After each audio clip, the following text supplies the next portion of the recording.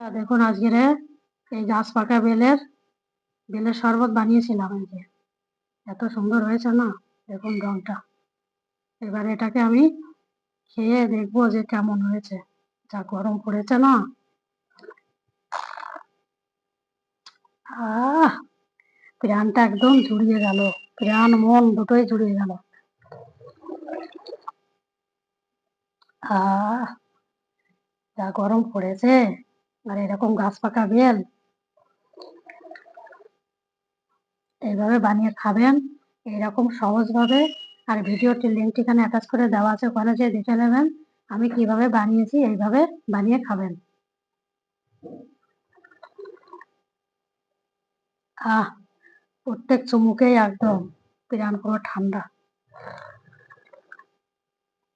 যা টাটকাটা গরম পড়েছে, তাতে করে একেবারে শেষ সবাই।